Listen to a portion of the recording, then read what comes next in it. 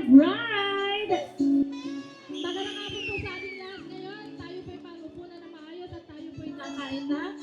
Pero bago po ang lahat, amin pong inaalayan ang ating pastor, Hermano Liberato Gambito, para sa panalangin.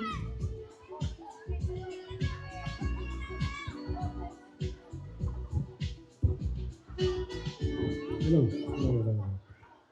Inanayaan ko po kayong tumayo lahat para po sa isang panalangin. Dakilang Diyos sa pagkakataong ito. Amin pong ipinapaabot ang buong pusong pasasalamat na ang pag-isang dibdib ni Jubin at Mary Rose ay amin pong naisagawa ng mapayapa sa tulong ng presensya ng banal na Espiritu.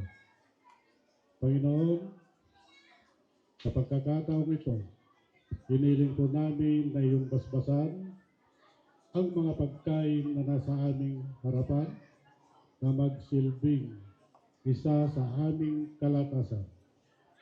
At ganoon din, Panginoon, sa mga kapatid na siyang nagtulak o naghanda ng mga bagay na ito.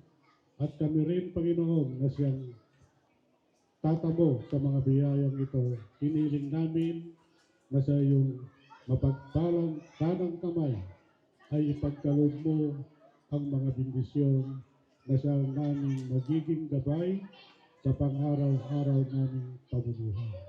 Ito po yung aming dalangin sa pangalan ng Panginoong Jesucristo na aming Panginoon at tagapagligtas.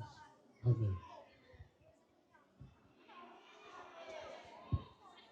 Tayo po'y maupo na, tayo po'y kakain na.